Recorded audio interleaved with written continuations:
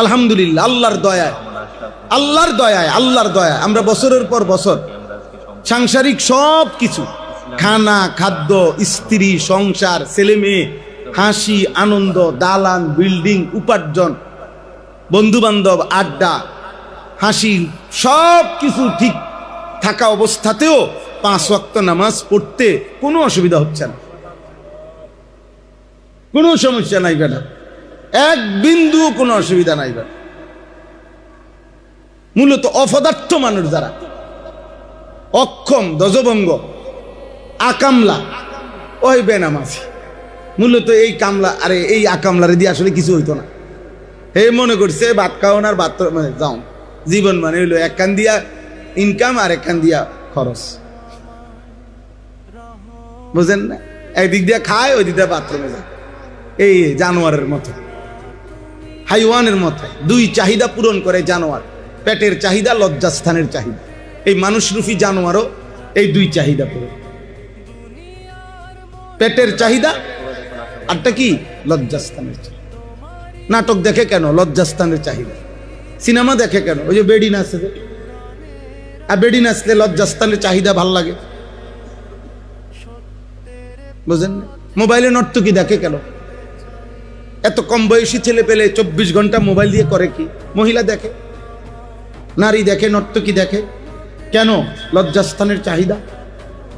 আর হলো উপার্জন, এই হারাম, সুদ, ঘুষ, কিস্তি, লোন, ওজনে কম দেওয়া, ঠকবাজি, দুর্নীতি, চুরি, ডাকাতি, চাঁদাবাজি, রাহাজানি, হ্যাঁ, জনগণের সম্পদ, রাষ্ট্রের সম্পদ, ঘরের সম্পদ, প্রতিবেশীর হক, বোনের হক, মার হক, ভাইয়ের হক, চাচার হক, ফুফুর হক, সব মাইরা খায় কেন? পেটের জন্য,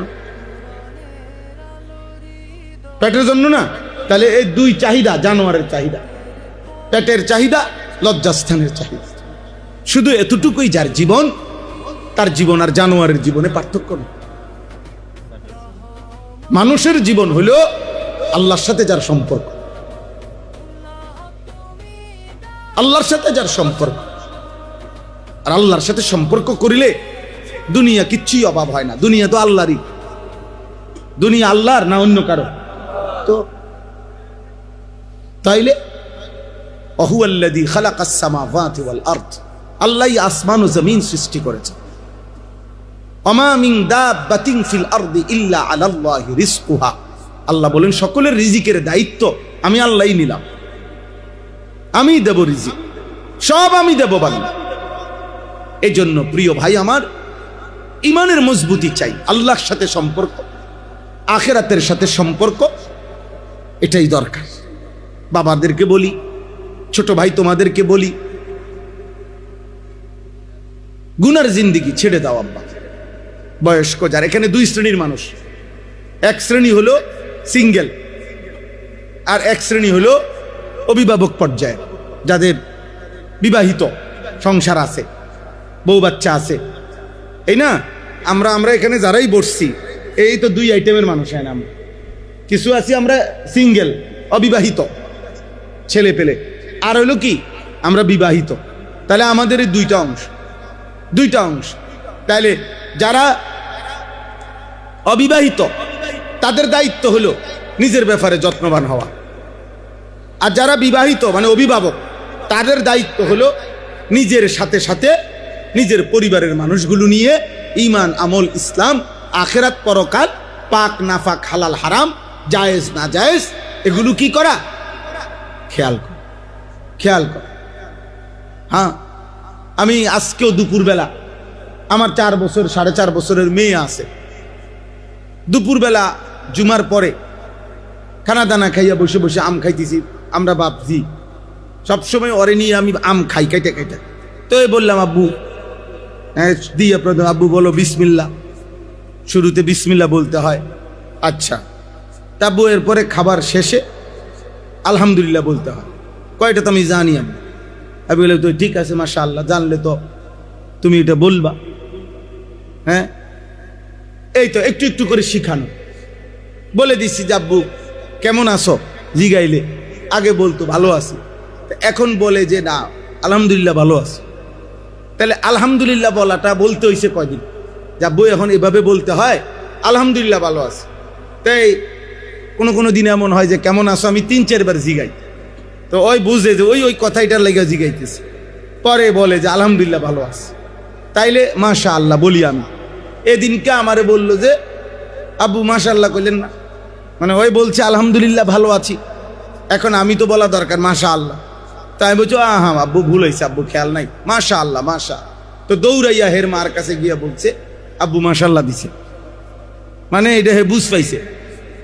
মাশাল্লাহ না কওনে হে মনে করছে এটা হইছে না, কথাটা শেষ হয়েছে না, আলহামদুলিল্লাহ। তাইলে আব্বা একটা উদাহরণ বললাম আর কি, বাবা চেষ্টা করবে, মা চেষ্টা করবে, বড় ভাই চেষ্টা করবে, বোন চেষ্টা করবে, একজন আরেকজনকে ঈমান ইসলামের দিকে আগায় আনিবে। ওয়াল মুমিনুনা ওয়াল মুমিনাত বা'দুহুম আউলিয়াউ বা'দ, কোরআন শরীফে আছে ঈমানদার পুরুষ এবং ঈমানদার নারী পরস্পর পরস্পরের সহযোগী, পরস্পর পরস্পরের সহযোগী সহযোগী। আল্লাহ তাআলা বলছে ইয়ামুরুনা বিল মারুফ ওয়া ইয়ানহাউনা আনিল মুনকার, একে অপরকে নেক কাজের আদেশ করবে, গুনার কাজ থেকে নিষেধ করবে। ওয়া ইউকিমুনাস সালাহ, 5 ওয়াক্ত নামাজ পড়বে। ওয়া ইউতুনাজ যাকাত, যাকাত আদায় করবে। আল্লাহ আল্লাহ রসুলের আনুগত্য করবে। ওয়া ইউতিউনাল্লাহ ওয়া রাসূলা, আল্লাহ আল্লাহ রসুলের আনুগত্য করবে। আল্লাহ ওয়াদা দিছে উলাইকা সায়ারহামুহুমুল্লাহ, এমন পুরুষ এমন নারী, এমন ছেলে এমন মেয়ে, এমন মা বাপ, এমন ভাই বোন, এমন পুরুষ নারী যারা একে অপরে যার যার অঙ্গনে যার যার পরিবেশে শরীয়তের সীমারেখা মেনে যারা একে অপরকে নেক কাজের আদেশ করে, গুনার কাছ থেকে নিষেধ করে, নামাজ আদায় করে, যাকাত আদায় করে, আল্লাহ আল্লাহ রসুলের আনুগত্য করে। কোরআনে আল্লাহ পাক বলছে উলাইকা সায়ারহামুহুমুল্লাহ, আমি ওয়াদা দিলাম এমন বান্দা বান্দি, এমন পুরুষ নারীর উপরে আমি আল্লাহ 24 ঘন্টা রহমত বর্ষণ করতে থাকব, রহমত বর্ষণ করতে থাকব। আল্লাহ তাআলা এটা বলছে সূরা তাওবার মধ্যে আছে এই কথা। আল্লাহ তাআলা এরপরে আল্লাহ বলছেন ওয়াদাল্লাহুল মুমিনিনা ওয়াল মুমিনাত জান্নাতিন তাজরি মিন তাহতিহাল আনহার খালিদিনা ফিহা ওয়া মাসাকিনা তাইয়্যিবাতান ফি জান্নাতি আদ, এমন ইমানদার পুরুষ এবং নারীকে ঝর্ণাধারা বেষ্টিত জান্নাতে আমি থাকতে দেব এবং জান্নাতে আদনের মধ্যে সর্ব উৎকৃষ্ট বাসস্থান তাদের বসবাসের জন্য দেব। এরপরে আল্লাহ বলেন এটা তো দেবই দেব, জান্নাত দেব, ঘর দেব, সুন্দর সুন্দর ফল ফলাদি দেব, অনেক সুন্দর থাকার জায়গা দেব। এইটি সব দিয়া আল্লাহ কি চমৎকার কথা বলছেন। মালিক আল্লাহ তাআলা বলছে শেষ মেন কথা হইল আমি আমার সন্তুষ্টি, চির শান্তি, আমার চিরদিনের জন্য সন্তুষ্টি, আমার রিদওয়ান মানে আমি আল্লাহর সন্তুষ্টি আমার ওই বান্দা বান্দিকে দান করব। আমি বলে দেব জান্নাতি বান্দা বান্দিকে আর কোনোদিন আমি তোমাদের প্রতি রাগ করব না, আর কোনোদিন তোমাদের কাছে আমি হিসাব চাইব না, আর কোনোদিন আমি তোমাদেরকে কষ্টে ফেলবো না, আর কোনোদিন রোদ লাগবে না, আর কোনোদিন গরম লাগবে না, আর কোনোদিন ঠান্ডা লাগবে না, আর কোনোদিন পেরেশানি হবে না, আর কোনোদিন অসুস্থ হবে না, আর কোনোদিন ঘাম ঝরবে না, আর কোনোদিন পেশাব পায়খানার বেগ হবে না, আর কোনো পেরেশানি করব না। আমি আল্লাহ আমার চির সন্তুষ্টি তোমাদের জন্য ঘোষণা দিলাম। ওয়ারিদওয়ানুম মিনাল্লাহি আকবার, আল্লাহ বলেন আমার সন্তুষ্টি এটাই হবে সেদিন আমার ওই বান্দা বান্দির জন্য, ওই পুরুষ নারীর জন্য সর্বশ্রেষ্ঠ পাওয়া, সর্বশ্রেষ্ঠ পাওয়া, যে আমার আল্লাহ আমার প্রতি খুশি হয়ে গেছে, আমার আল্লাহ আমার প্রতি খুশি হয়ে গেছে, খুশি হয়ে গেছে। আমি জাহান্নামী হলে বাকি সব মানুষ বাইচা গেলে আমার কি লাভ?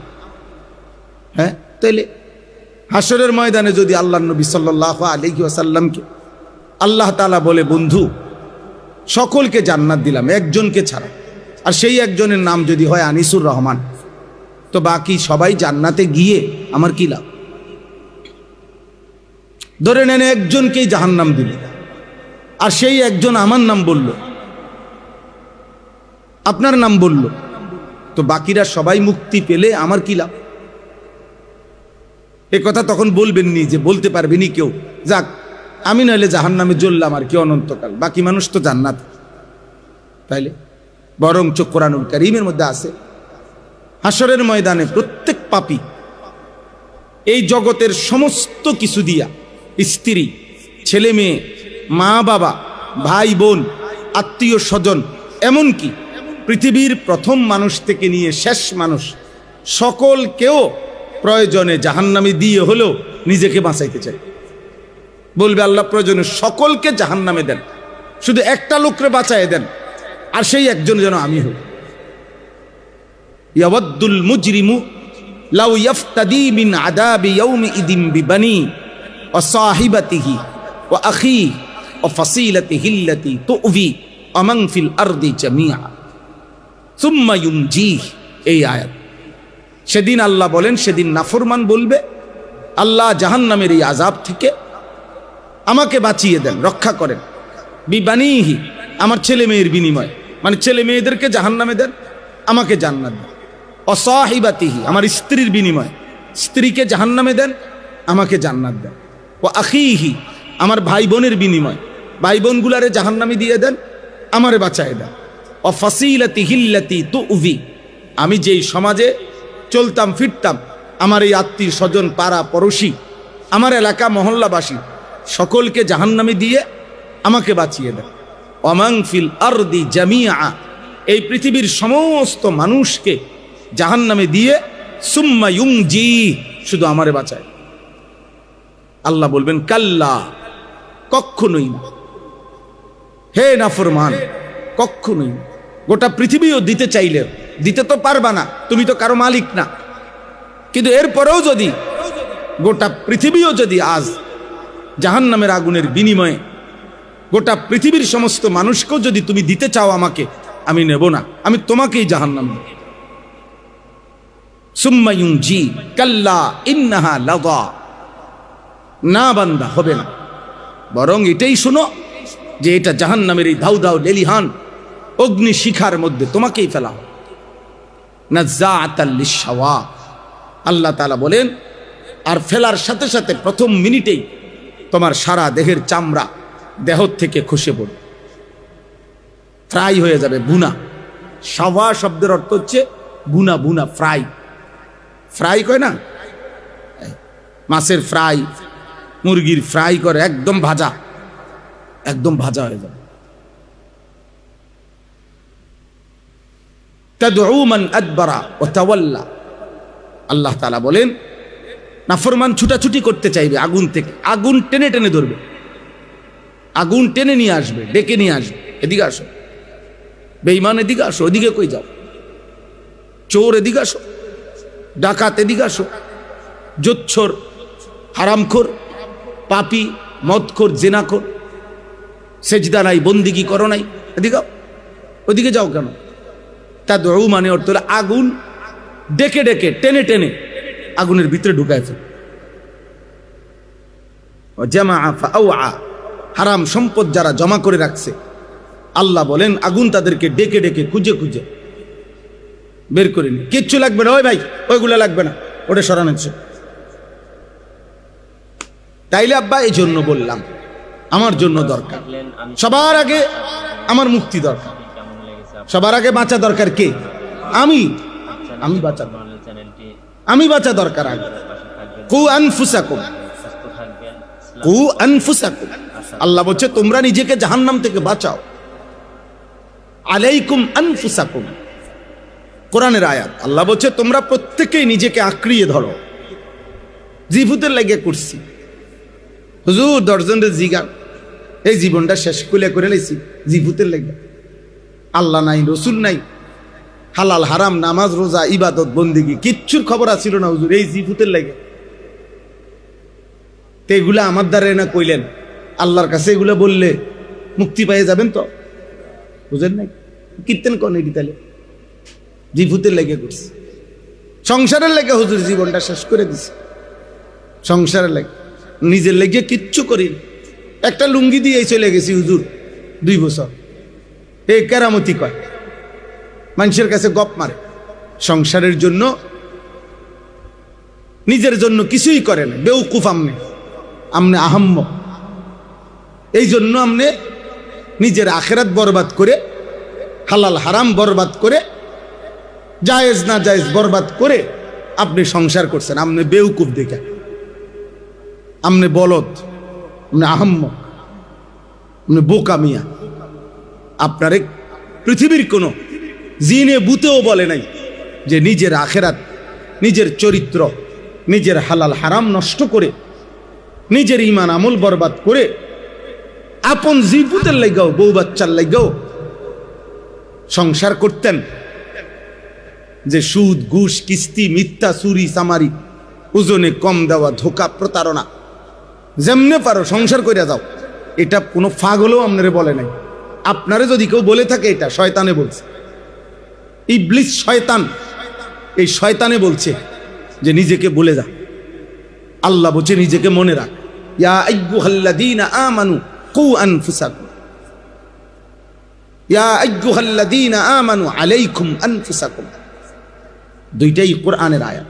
হে ঈমানদারগণ, নিজেকে আঁকড়িয়ে ধরো, নিজেকে জাহান্নামের আগুন থেকে বাঁচাও, নিজেকে বাঁচাও। বাকিদেরকে বাদ দিতে বলতেছি না, কিন্তু বাকিদেরকে জন্য আমি নিজেকে ভুলে গেলেন কেন? বুঝেন নাই?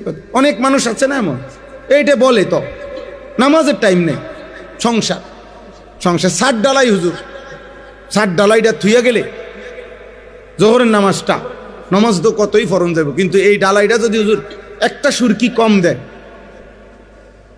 বুঝেন নাই, 60টার ক্ষতি হয়ে যাব। এই সংসারে ওনার জিফুত থাকবো, এটার মধ্যে নায়নাত করে থাকবো। এই জন্য জোহরের নামাজের ওয়াক্ত চলে গেছে, আসরের ওয়াক্ত চলে গেছে, উনি কোনো নামাজই পড়ে নাই, 60 ডালাই লেগে দাঁড়াইছিল। একবারে ডালাই শেষ করিয়া এরপরে উনি ঘরে ঢুকছে। হ্যাঁ, এরকম বাপরে, আপনি বিরাট, আপনার মতো বুদ্ধিমান কি আর বাজারে ওঠে? এমন বেউকুফ কি আর বাজারে ওঠে? গোশত কোবাইতে গিয়া, কোরবানির হাড্ডি কোবাইতে গিয়া 2-4 ওয়াক্ত নামাজ নাই, গাও বড়াইয়া গেছে, লুঙ্গির মধ্যে রক্ত লাগিয়া গেছে, লুঙ্গি আর নাই আপনার। আপনি যদি পিছলা খাইতেন, ফেঁকে পড়তেন, তাহলে আপনি লুঙ্গি বদলাইলেন নইলে? তাইলে একটা লুঙ্গি একবার বদলাইয়া নামাজ পড়ে আইসা আবার কাজ করলে অসুবিধা কি হইতো?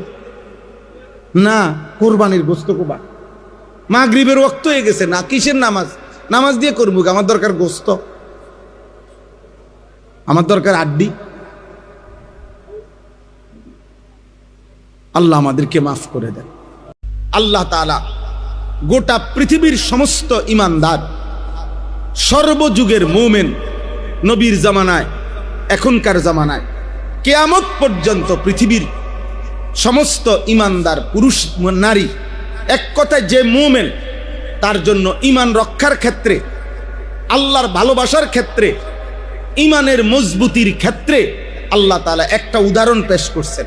আল্লাহ বলছে, পৃথিবীর সমস্ত মুমিন, কিয়ামত পর্যন্ত তোমরা যারা ইমানদার হবা, ইমানের সংরক্ষণে, আল্লাহর ভালোবাসায়, আমি আল্লাহ তাআলা তোমাদের সবার সামনে কিয়ামত পর্যন্তের জন্য একজন নারীর উদাহরণ দিয়ে রাখলাম। এই নারীর ইমানের গল্প শুনবা, এই নারীর ইমানের কষ্ট শুনবা, এই নারীর ইমানের জন্য, আল্লাহর ভালোবাসার জন্য তার কোরবানিটা কি ছিল, এটা তোমরা শুনবা, জানবা। আর ওই রকম মজবুত ইমান, আল্লাহর ভালোবাসা তোমরা নিজের জীবনে গ্রহণ করার চেষ্টা করবা। একজন নারী, এটা মহিলা মাদ্রাসা, বালিকা মাদ্রাসা দেখে বললাম, নারী যদি নেককার হয়, নারী অনেক দামি হয়। নারী যদি চরিত্রবান হয়, অনেক দামি। কোন মেয়ে যদি, মহিলা যদি পাক পবিত্র বলা হয়, ইজ্জতের হেফাজত করে, লজ্জাস্থানের হেফাজত করে, দেহের হেফাজত করে, যৌবনের হেফাজত করে, খোদার কসম ওই নারী পবিত্র। নারীর বরকতে আল্লাহ কোরআনে বলছে, ইন্নামা ইউরিদুল্লাহু লিইউযহিবা আনকুমুর রিজসা আহলাল বাইত। আল্লাহ বলেন, আমি ওয়াদা দিলাম নেককার, চরিত্রবান, পর্দানশীল, নামাজি, ইমানদার নারীর বরকতে তোমাদের পুরুষদের সকলের ঘর আমি পবিত্র করে দেব। ওই ঘর পবিত্র হয় যে ঘরের নারী পবিত্র। বেডি খারাপ, ওই ঘর টাইলসের উপরে দিয়ে যদি আবার আস্তর করেন কাম হইত না। বেডি অসৎ, বেডি যদি 2 নম্বর হয় তো শেষ। যার বউ, যার ঘরের মহিলা অসৎ, তার জীবন দুনিয়াতেই জাহান্নাম, তার জীবন শেষ। এটাই জন্য তো আমরা বেশি ভয় করি। আমরা যে সমস্ত পোলাপাইন দিন রাত নারী দেখে, ছবি দেখে, মোবাইলের অশ্লীল দৃশ্য দেখে, নর্তকী দেখে, আহা বা তোর কপালে যদি এরকম একটা মহিলা পরবর্তীতে বিয়ের বউ হিসেবে জোটে তো বুঝবা কয় দিনে মাস যায়, সর্বোচ্চ 20 থেকে 22 দিনে। যদি এখন তো খুব মজা লাগতেছে, এখন মোবাইলের নর্তকী তো খুব মনে হয় যেই হাসি, সেদিন বুঝবা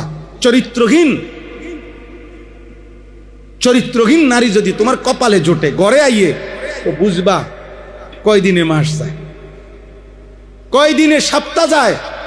দুনিয়া এরকম হাজার হাজার মানুষ আমাদের জীবনে আমরা দেখি। আমরা তো হুজুর, আমরা তো ওয়াজ করার কারণে বহু মানুষ আমগরে ভালোবাসে। কত মানুষের কত দুঃখের। কালকেও এক ভাই আমারে এরকম জড়াইয়া ধরে বলতেছে, হাতে ধরে, হুজুর পারিবারিক বন্ধন, পারিবারিক স্বামী স্ত্রীর পবিত্রতা, চরিত্র এদের জন্য ভালো থাকে, এ নিয়ে আরেকটু ওয়াজ করে। আমি আজকে কিতাব নিছি গাড়ি, যে ঠিক আছে ভাই আমি আরো একটু পড়ি, আপনার বলমু।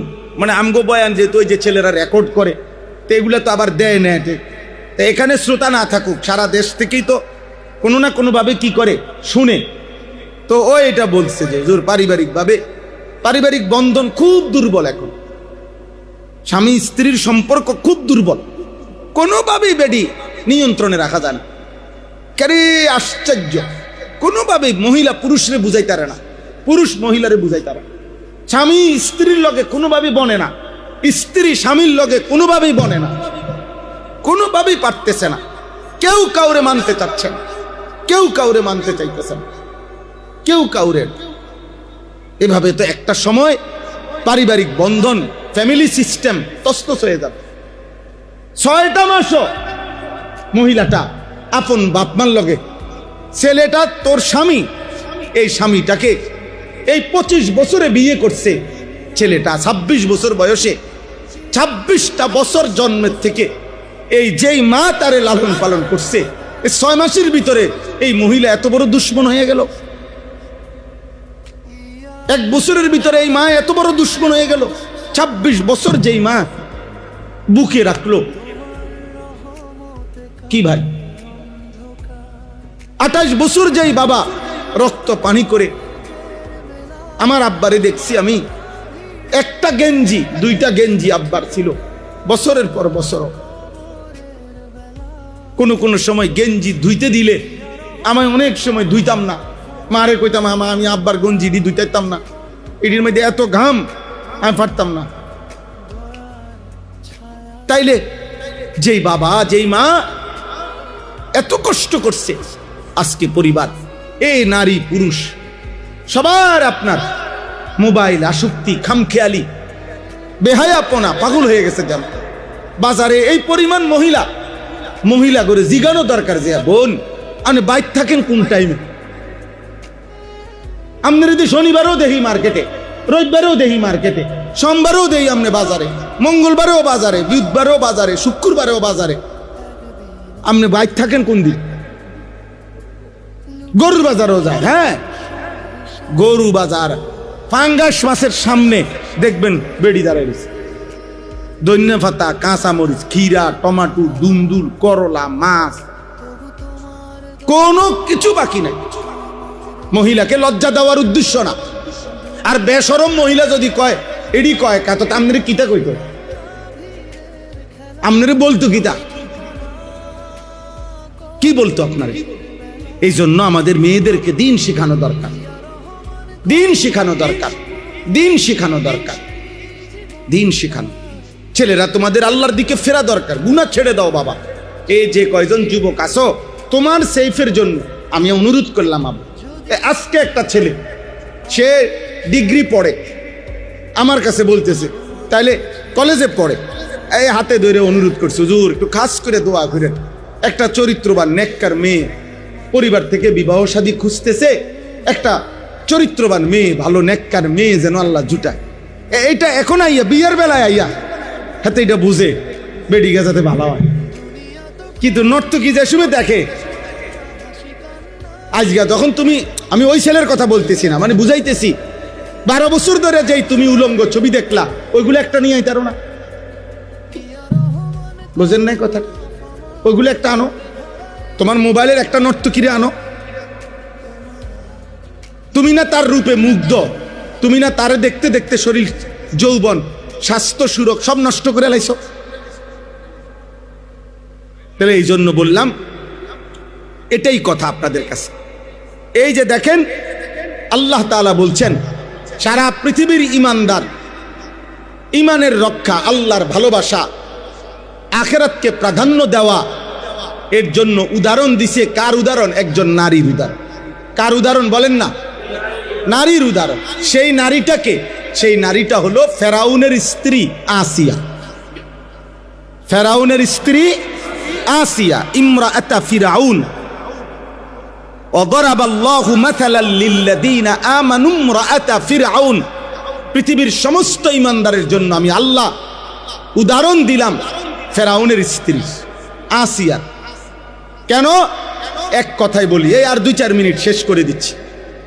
আসিয়া এমন একজন মহিলা ছিল, যেই মহিলার, একজন মহিলার জীবনে 2টা জিনিস তার আনন্দের সুখের বস্তু। 1 নাম্বার হলো স্বামীর অর্থ সম্পদের কোনো কমতি নাই, এটা মহিলার একটা সুখের বিষয়, যে জামাইর সম্পদের কোনো অভাব নেই। 2 নাম্বার ভালোবাসার কোনো অভাব নাই, মানে আমার জামাই আমারে এত ভালোবাসে যে ওই আমাকেই ভালোবাসে খুব। মহিলা যদি এটা বুঝ পায়, মহিলা খুশি যে না, আমাকে পছন্দ করে আমার জামাই। আর হলো হিউজ পরিমাণ সম্পদ আছে। তো কোরআনুল কারীমের বর্ণনা দ্বারা এটা বোঝা যায়, এই আসিয়ার স্বামী ফেরাউন, 1 নম্বরে ফেরাউনের সম্পদের, সে তো বাদশাহী, তো কোটি কোটি টনে টনে স্বর্ণ রূপ্য মণি মুক্তা হীরা জহরত, রাজপ্রাসাদ অট্টালিকা দাস দাসী, কোনো কিছুরই অভাব নেই। ওই ছেলে, বই বেটা, শেষ করছি বাবা, 2 মিনিট অপেক্ষা করে, এই কথা শেষ, আমি চলে যাব এখন, আমারও কাজ আছে, আরো বয়ান আছে।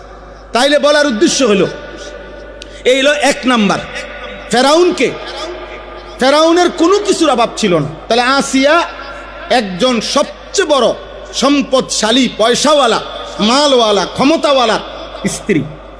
2 নাম্বার, কোরআনুল কারীমের মধ্যে আছে, ওই মূসা আলাইহিস সালামের মা যখন বাক্সবন্দি করে ছোট্টবেলা নদীতে ভাসায় দিছে, তখন ফেরাউনের ঘাটে আইসা ভিড়ছে এই বাক্সটা যখন উঠাইছে, তো খুলে দেখছে একটা ছোট বাচ্চা।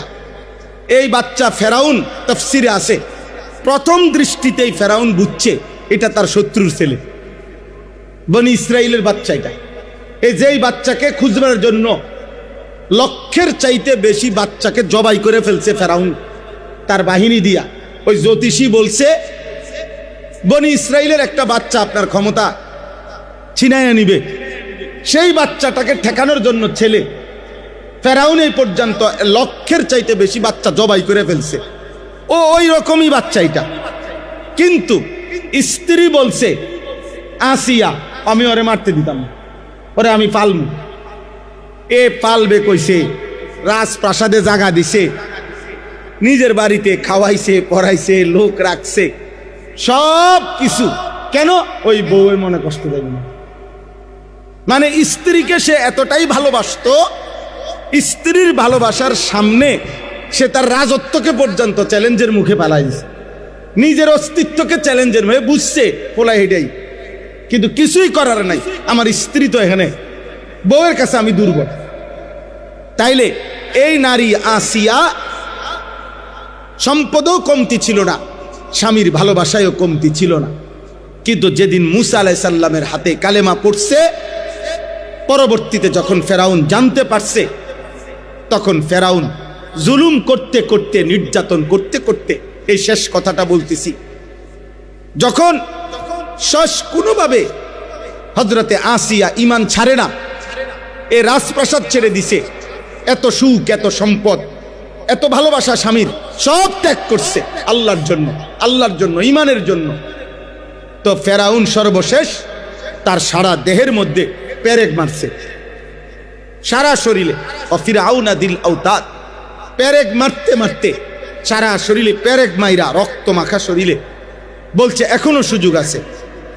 আসিয়া বলছে না ফেরাউন, গোটা পৃথিবী, রাজত্ব, ক্ষমতা, ভালোবাসা, রাজপ্রাসাদ, স্বর্ণ রৌপ্য সব ছাড়লাম, আল্লাহকে ছাড়বো না, ঈমান আমি ছাড়বো না, আখিরাত আমি ছাড়বো না। তখন ফেরাউন, তাফসীরে আছে শেষ, ফেরাউন বলছে তার বাহিনী সৈন্যকে যে আসিয়ার বুকের উপরে একটা বড় পাথর চাপ দিয়া দাও, যাতে করে মরে যায়। যখন পাথর তার বুকের কাছে দিবে, উনি বুঝছে এখন এই পাথরের চাপ পড়লেই উনি মারা যাবে। ঠিক ওই টাইমে এই আসিয়া আল্লাহর কাছে একটা দোয়া করছে, দোয়ার মধ্যে বলছে রব্বি বিনি লি ইনদাকা বাইতান ফিল জান্নাহ, আল্লাহ আপনার পাশে, আপনার সাথে জান্নাতে আমার একটা ঘর বানায় দেন। কি কইছিলেন লাইনটা? হ্যাঁ, মালিক তুমি জান্নাতে তোমার পাশে একটা ঘর কি করে দিও, বানিয়ে দিও। এই দোয়াই, এইটাই আসিয়ার দোয়া, একটা ঘর বানিয়ে দিও তোমার সাথে, মানে হইলো আমারে এমন জায়গা দিয়ে জান্নাতে ঘর দিবা যেন আমি 24 ঘন্টা তুমি মাওলারেই দেখি। আল্লাহর আবার ঘর কি, মানে বুঝাইছে ভালোবাসা, যে আপনাকে আমি দেখতে চাই, আপনাকেই দেখব, আপনার ভালোবাসার জন্য এত বড় পৃথিবী ছেড়ে দিছে। ওয়ানাজ্জিনি মিন ফিরআউনা, বলছে আল্লাহ ফেরাউন থেকে আমারে বাঁচান, ওয়া আমালিহি, তার কুফরি থেকে আমারে বাঁচান, ওয়ানাজ্জিনি মিনাল কওমিজ জালিমিন, এই নাফরমান জাতি থেকে আমারে বাঁচান। আমি আল্লাহ আপনাকে চাই, আখিরাত চাই। এই মহিলা মাদ্রাসা, বালিকা মাদ্রাসা আল্লাহকে চিনায়, আখিরাত চিনায়, ঈমান চিনায়, কোরআন চিনায়। আপনাদের মেয়েদেরকে দ্বীন শিখাবেন, আপনাদের মেয়েদেরকে মাদ্রাসায় পড়াবেন, আপনাদের মেয়েদেরকে পর্দা শিখাবেন, আপনাদের মেয়েদেরকে কোরআন শিখাবেন। তাহলে ঈমান সুন্দর হবে, আখিরাত সুন্দর হবে, পরকাল ঠিক হবে, বিনিময়ে একটি ঘর, একটি ফ্যামিলি ইনশাআল্লাহ চরিত্রবান হবে। আল্লাহ তাআলা তৌফিক দেন, আল্লাহ তাআলা কবুল করেন। এই হাফসা রাদিয়াল্লাহু তাআলা আনহা বালিকা মাদ্রাসা আল্লাহ তাআলা কবুল করে নেন। আমাদের একটা চেষ্টা যে একটা মানুষকে কথা বুঝানো, ছেলেদেরকে, বাবা তোমাকে ভুলে গেলা কেন, বন্ধু যে তোমার সাথে আড্ডা দিতেছে অত তোমারে আখিরাত ভুলাই দিছে, একদিন তো থাকবে না। আমার প্রাইমারি স্কুলের সমবয়সীরা তো কেউ এখন আমার সাথে থাকে না, আমার আশেপাশে দিয়েও নাই। আমার মাধ্যমিক পড়ালেখার জীবনের আমার কলিগ আর আমার সাথে ক্লাসমেট একসাথে পড়ালেখা করছে, আমার কর্মজীবনের আজকে 24 বছরের ভিতরে কেউ তো আমার সাথে নাই, আছে কেউ? তাইলে আমার প্রাইমারির বন্ধুরা কোথায়, আমার ছাত্র জীবনের বন্ধুরা কোথায়? আমার এক বন্ধু আমারে কইতেছে একদিন ফোনে, আনেস তুই আমরা লগে ক্রিকেট খেলতি ছোট থাকতে, তুই ওয়াজ করস। আমি কেন, এই জন্যই তো আমি ছোট থাকতে ওয়াজ করছি না, এখন করি, কারণ সে সময় তো খেলছি। তো খুব মজা করলো, সে আরে তুই ওয়াজ করস। আমি বললাম হ দোস্ত কি করবো, মানে আজারে থেকে বইয়ে তা অনেক চাইতে ওয়াজ করি, কি করবো। তাইলে বলার উদ্দেশ্য হইল, আমার এক বন্ধু ছোটবেলায় 4th শ্রেণী একসাথে পড়ছি, ক্লাস 4। হে বন্ধু এখন জগন্নাথ বিশ্ববিদ্যালয়ের প্রফেসর, জগন্নাথ ইউনিভার্সিটি ঢাকা, কথা হয়েছে মোবাইলে। তাইলে এই জন্য বলি, ছোটবেলার বন্ধুরা চলার পথের কেউ তো থাকবে না আব্বা, আমি একাই হয়ে যাব। দুনিয়াতেই তো একা হয়ে গেলাম, তো আখেরাতে, দুনিয়াতেই যাদেরকে হারাইয়ে ফেললাম, আখেরাতে কই খুঁজে পাবো? এত ছোট্ট দেশে এত বড় এত বড়, তো পৃথিবী কত বড়। তো এই ছোট্ট দেশেই যদি আজ আমার বন্ধুদেরকে হারিয়ে ফেললাম, হাসরের ওই ময়দানে যেখানে আদম আলাইহিস সালাম থেকে নিয়ে ইসরাফিলের ফু পর্যন্ত সবাই একসাথে হবে আব্বা, সেখানে দুনিয়ার এই বন্ধুদেরকে কই খুঁজে পাবো? কই খুঁজে পাবো? আল আখিল্লাউ ইয়াউমাইদিন বা'দুহুম লিবা'দিন আদুউন, কোরআনুল কারীম স্পষ্ট বলছে। আল আখিল্লাউ অর্থ হলো বন্ধুগণ, ইয়াউমাইদিন সেদিন মানে আখিরাতের দিন, বা'দুহুম লিবা'দিন একে অপরের জন্য হয়ে যাবে আদুউন শত্রু। ইচ্ছা করে পরিচয় দিতে চাইবে না, চিনলেও চিনতে চাইবে, ডাক দিলেও চিনতে চাইবে, কি না কই কি বিপদে ফেলা, যদি কই দোস্ত একটা নেকি দাও। মা পরিচয় দিতে চাইবে না, ফুতে যদি কই এলাই নেকি দিতাম। সন্তান মাকে চিনবে না, স্বামী স্ত্রীকে চিনবে। তো কোরআনের আয়াত, ইয়াউমা ইয়াফিরুল মারউ মিন আখিহি ওয়া উম্মিহি ওয়া আবিহি ওয়া সাহিবাতিহি ওয়া বানি। আল্লাহ তাআলা বলেন ভাই পলায়ন করবে, মা বাপ পলায়ন করবে, স্ত্রী পলায়ন করবে, সন্তান পলায়ন করবে। লিকুল্লি ইমরিইম মিনহুম ইয়াউমাইদিন শা'নুন ইউগনি, প্রত্যেকেই তার নিজেকে নিয়ে ব্যস্ত হয়ে। সবার নেকি দরকার, কারো দিকে চাইবার টাইম নাই। আমি তো আমার জান শেষ, নিজের নেকি তালাশ করিবে, নিজের জন্য একটু কিছু তালাশ করিবে। মৃত্যু পথযাত্রী যে মৃত্যুর মুখে শেষ পর্যন্ত সে আর সব ভুলে যায়, নিজেকে বাঁচাইতে চায়, নিজেকে বাঁচাইতে চায়। এই জন্য বাবা আমরা প্রত্যেকেই আপনাদের কাছে বললাম, যারাই মনোযোগ দিয়ে শুনছেন, এটা মনে রাখতে হবে, আমার নিজের পরিবর্তন দরকার। আমার ঈমান, আমার আমল, আমার আখিরাত ভুলে গেলে তো ভুলে গেলেন, ভুলে গেলে ভুলে গেলেন, ভুলে গেলে ভুলে গেলেন, কিন্তু মনে রাখবেন আল্লাহ আপনাকে ভুলবে না, আল্লাহ আপনাকে ছাড়বে না। আল্লাহ তাআলা এক সেকেন্ডের হিসাব আড়াল করতে দিবে না। আল্লাহ তাআলা বলেন ইয়াউমা তুবলাস সারাইর, সেদিন কিয়ামতের দিন বান্দা অন্তরের গভীরে যে গোপন বিষয়গুলো আমি তাও খুলে দেব। আফালা ইয়ালামু ইদা বু'থিরা মা ফিল কুবুর ওয়া হুসিলা মা ফিস সুদূর। আল্লাহ তাআলা বলে তোমাদের অন্তরের গভীরে যা ছিল, এ মনের মধ্যে কত আমরা অনেক কিছু আছে বলি না, মনে মনে কত জল্পনা কল্পনা আমাকে আছে না, ভিতরে ভিতরে ভালো আছে, মন্দ আছে, খারাপ আছে।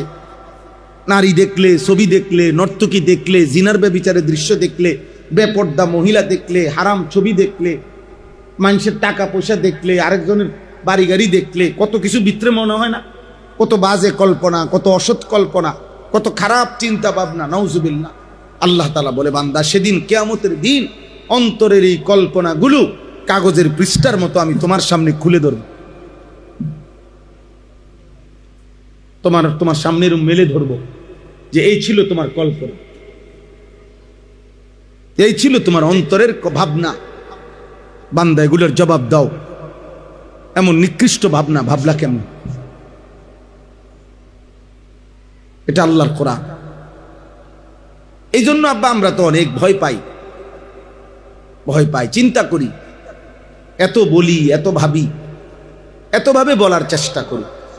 ছেলে পেলেদের এমন হালাত যে টোটালি মনে হয় যেন পৃথিবীতে আসে না আসমানে আসে, মাটিতে আসে না জঙ্গলে আসে, জানে না সমুদ্রে ভাসতেছে নাকি জঙ্গলে, কিছুই জানে না।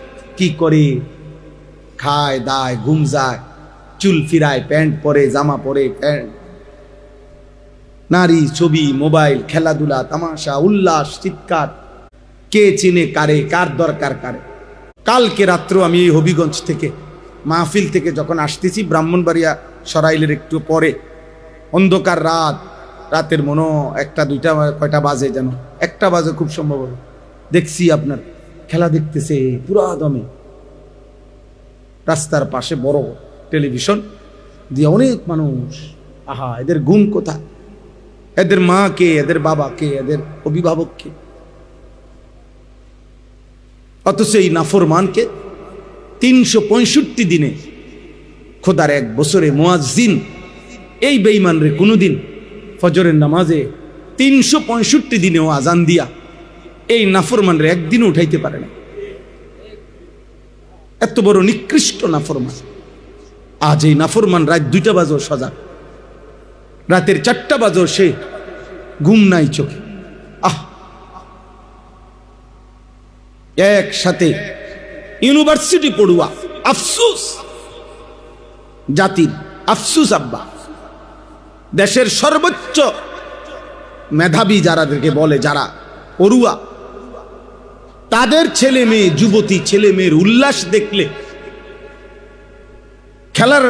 খেলা দেখতে হেরা কোনো খেলেও না, হেরা কোনো মেন গ্যালারিতেও না, স্টেডিয়ামেও না, এখানে হাজার হাজার মাইল দূরে টেলিভিশনের পর্দার সামনে বইয়া খেলা চাইতে গিয়ে যেই নাচাটা নাচতেছে উপযুক্ত যুবক যুবতী, আস্তাগফিরুল্লাহ, কত নিকৃষ্ট মানসিকতা।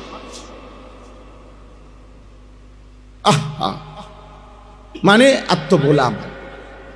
আমরা এমন এক জাতি হয়ে যাচ্ছি যে জাতি অন্যের কথা অনেক ভাবি, নিজের কথা মোটেই ভাবি। আপন ভোলা, আত্মভোলা। আমার কি হবে, আমার কি হবে, আমার কি হবে। কোরআনুল কারীমের মধ্যে যখন আয়াত নাজিল হয়েছে, ওয়াকুদুহান নাস ওয়াল হিজারা, জাহান্নামের আগুনের মধ্যে লাকড়ির মতো ফেলা হবে মানুষ এবং জিন, পাথর।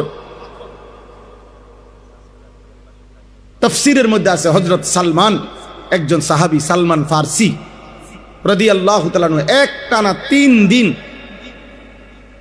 5 ওয়াক্ত নামাজের অতিরিক্ত শুধুই কানছে আর কানছে, চোখের পানি ফেলে কানছে। এই কথাইটা বারবার বলতেছিলেন আর বলতেছিলেন, হায় জাহান্নামের লাকড়ি হবে মানুষ, আর সেটা যদি হই আমি সালমান, আমার কি হবে, আমার কি হবে, আমার। এই কথাইটা উনি 3 দিন টানা বলে কাঁদতেছিলেন আর চোখের পানি ফেলতেছিলেন। 3 দিন পরে নবীজি তাকে ডাকছে, সাহাবাদের থেকে শুনছে যে সালমানের কান্নাই থামে না, সালমান শুধু কাঁদে আর কাঁদে। নবীজি বলছে, ওরে আমার কাছে নিয়ে আস। নবীজির কাছে আনার পরে নবী সাল্লাল্লাহু আলাইহি সাল্লাম জিজ্ঞেস করছে, সালমান কি হলো, আজ 3 দিন নাকি তুমি কাঁদতেছো সাহাবী, কেন? হযরত সালমান বলছে, ইয়া রাসূলুল্লাহ, আল্লাহ বলছেন জাহান্নামের আগুনের লাকড়ি হবে মানুষ, আর সে যদি হই আমি, আমার কি হবে, আমার কি? এই ভয় আমার এমন ধরছে ইয়া রাসূলুল্লাহ, আমার এই ভয়ই যাচ্ছে না, আমার চোখের পানি থামতেছে না। এই তখন আল্লাহ নবী সাল্লাল্লাহু আলাইহি সাল্লাম বললেন, সালমান, আমি ওয়াদা দিলাম জান্নাত তোমার জন্য অপেক্ষা করছে। তুমি আমার কলিজার টুকরা সাহাবী সালমান, জান্নাত তোমার জন্য অপেক্ষা করছে।